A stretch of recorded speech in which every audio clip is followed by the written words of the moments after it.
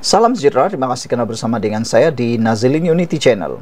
Ini dia, saya kongsikan dengan anda 10 intipati kenyataan rasmi Istana Pahang yang telah dikeluarkan untuk menyatakan kemurkaan Istana Pahang terhadap Muhyiddin. Nombor 4 paling penting. Ini 10 intipati kenyataan rasmi Istana Pahang, nombor 4 paling penting. Maknanya, ini 10 perkara yang membuatkan Istana Pahang murka terhadap Muhyiddin oleh Ahmad Nursi di Harapan Daily. Nombor 1, Tengku Mahkota Pahang menzahirkan rasa murka terhadap Tan Sri Muhyiddin Yassin kerana memperlekehkan tugas yang di-Pertuan Agong semasa baginda memilih Perdana Menteri yang ke-10. Nombor 2, Muhyiddin didakwa memutarbelitkan fakta dan menyebarkan naratif terhadap yang di-Pertuan Agong seolah-olah baginda tidak berlaku adil ketika melantik Perdana Menteri. Nombor 3, tindakan Muhyiddin dianggap tidak matang dan menunjukkan beliau masih belum menerima hakikat bahawa beliau tidak dilantik sebagai Perdana Menteri. Tak tahulah, bagi saya sampai bila pun Muhyiddin tak akan puas hati kerana dia harap dia jadi Perdana Menteri yang kali kedua. Tapi nampaknya tidak akan kesampaianlah. Melihat kepada situasi sekarang, sampai bila-bila pun Muhyiddin tidak akan jadi Perdana Menteri kerana makin lama bersatu makin lemah, makin lama bersatu kehilangan akar umbi, makin lama bersatu digula-gulakan oleh PAS, makin lama bersatu tidak dipandang lagi oleh rakan parti yang lain kerana kehilangan integriti sendiri. Mereka kehilangan kuasa di tangan sendiri. Dan yang paling hebat sekali, nombor 4. Kenyataan Muhyiddin dianggap berbahaya kerana cuba menghasut rakyat supaya hilang kepercayaan terhadap institusi Raja-Raja Melayu dan memecah belahkan rakyat. Nombor 5. Berdasarkan perlembagaan, yang di-Pertuan Agong melantik Perdana Menteri berdasarkan budi bicara baginda dengan syarat calon tersebut mendapat sokongan majoriti ahli parlimen. Nombor 6. Yang di-Pertuan Agong mempunyai kuasa untuk melantik Perdana Menteri, tetapi baginda tidak membuat keputusan secara sendirian. Nombor 7. Baginda mendapatkan pandangan pakar perlembagaan dan Majlis Raja-Raja sebelum membuat keputusan. Maknanya, yang di-Pertuan Agong tidak pernah membuat keputusan sendiri mengikut kebijaksanaan sendiri, tetapi baginda yang di-Pertuan Agong pada waktu itu sudah pun mendapatkan pandangan pakar perlembagaan dan Majlis Raja-Raja sebelum membuat keputusan. Jadi, dengan tindakan Muhyiddin yang seakan-akan memperlekeh kuasa ataupun memperlekeh tugas yang di-Pertuan Agong semasa baginda memilih Perdana Menteri yang ke-10, ini seakan-akan turut memperlekeh keputusan Majlis Raja-Raja yang telah pun bermesyuarat bersama yang di-Pertuan Agong sebelum keputusan dibuat. Nombor 8. Pada 19 Disember tahun 2022, Parlimen telah meluluskan usul undi percaya kepada Datuk Seri Anwar Ibrahim sebagai Perdana Menteri yang selari dengan pertimbangan yang di-Pertuan Agong. Nombor 9. Tengku Mahkota menyeru PDRM agar mengambil tindakan tegas tanpa kompromi terhadap Muhyiddin kerana menyentuh isu 3R, agama, kaum dan raja. Nombor 10. Ahli politik dinasihatkan supaya sentiasa mematuhi prinsip rukun negara dan berusaha untuk menyatu padukan rakyat Malaysia. Nombor 10 paling menarik sekali. Ahli politik sepatutnya jadi tauladan kepada rakyat Malaysia, bukannya menjadi batu api untuk membakar sentimen kaum. Selain daripada itu, ahli politik patut memahami, mematuhi, dan menghafal prinsip rukun negara. Saya risau, ada ahli politik yang mungkin tak tahu pun 5 rukun negara Malaysia. Nah, bagus kita cuba kan dalam persidangan parlimen, suruh satu-satu ahli parlimen itu membacakan 5 rukun negara. Silap-silap hari bulan, ada ahli parlimen tak tahu pun rukun negara, ada Dewan Ahli Dewan Undangan Negeri tak tahu pun 5 rukun negara.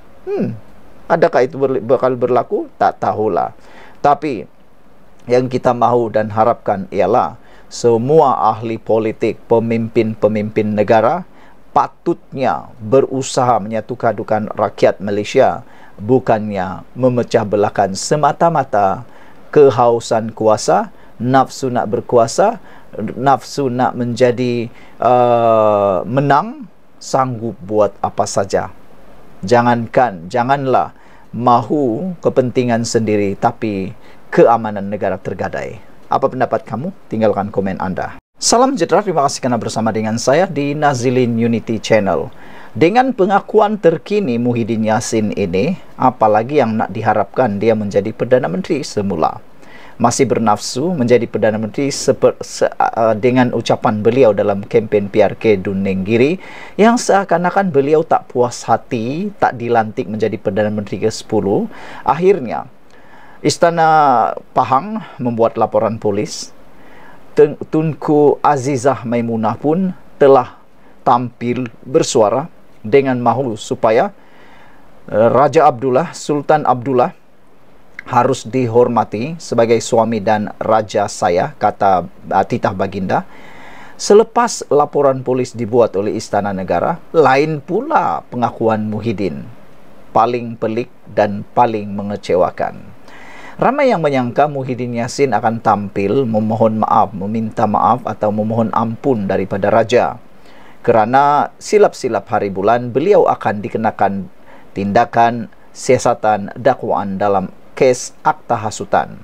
Nah, kali ini sudahlah ada kes Janawi Bawa, berpotensi pula akan masuk dalam kes akta hasutan. Ini memang paling parahlah akan terjadi kepada Muhyiddin Yassin. Tapi yang lebih pelik lagi, selepas ada laporan polis daripada Istana Pahang sendiri, Muhyiddin tampil mempertahankan ucapannya dan beliau percaya beliau tidak langgar undang-undang. Yang hairannya, netizen pula lain nampak. Mereka kata sudah terang lagi bersuluh apa yang Muhyiddin cakap dalam kempen PRK itu, seakan-akan beliau tak puas hati kerana tidak dilantik menjadi Perdana Menteri dan seakan-akan mempertikaikan kuasa budi bicara yang di Pertuan Agong dan kuasa kebijaksanaan yang di Pertuan Agong. Hari ini pengerusi Perikatan Nasional Tan Sri Muhyiddin Yassin mempertahankan tindakannya. Selepas Istana Pahang melalui Tengku Mahkota Pahang, Tengku Hasanal Ibrahim Alam Shah menzahirkan kemurkaan dan rasa terkilan terhadap beliau. Dalam satu kenyataan di Facebook, Muhyiddin berkata, ucapannya di Nenggiri adalah suatu kenyataan fakta yang tidak bermaksud untuk menghina institusi raja atau menimbulkan kecenderungan menghasut. Saya percaya kenyataan saya itu tidak melanggar mana-mana undang-undang negara, katanya. Saya akan memberikan kerjasama sepenuhnya kepada pihak polis untuk menjelaskan fakta-fakta berkaitan kenyataan saya, katanya ringkas. Hari ini negara kecoh apabila Istana Pahang murkah dengan Muhyiddin dan juga Presiden Bersatu itu. Muhyiddin dikatakan menyentuh kewibawaan Al-Sultan Abdullah ketika baginda menjadi yang di Pertuan Agong. Beliau mendakwa dirinya sudah mendapat 115 sokongan ahli-ahli Dewan Rakyat selepas pilihan raya umum ke-15 namun tidak dipanggil oleh Agong untuk angkat sumpah. Nak menjadi pertanyaan kita sekarang ialah, siapa 115 yang menyokong Muhyiddin Yassin? Sehingga ke hari ini dan silap sikit sehingga kiamat pun, tidak ada seorang pun yang tampil yang kononnya menyokong Muhyiddin Yassin daripada Barisan Nasional GRS itu. Jadi, siapa orangnya? Yang lebih malang lagi ialah Selepas dibuat undi tidak percaya supaya dapat melihat betulkah Muhyiddin ada 115 sokongan selepas Anwar Ibrahim jadi Perdana Menteri, apa yang jadi? Ternyata Anwar Ibrahim hampir-hampir mendapat undi 2/3 di parlimen pada waktu itu kerana cukup undi, cukup nombor. Jadi dari mana nombor Muhyiddin? Padahal Anwar Ibrahim membuat undi percaya itu kali pertama selepas beliau menjadi Perdana Menteri, bukan lama pun, selepas beberapa bulan, dan kali pertama parlimen bersidang dia terus buat undi tidak percaya. Dan peliknya Anwar Ibrahim begitu berani sekali mengusulkan undi tidak percaya. Ini kali pertama di dunia, belum pernah berlaku di dunia seorang Perdana Menteri membuat usul sendiri untuk membuat usul undi tidak percaya terhadap diri sendiri.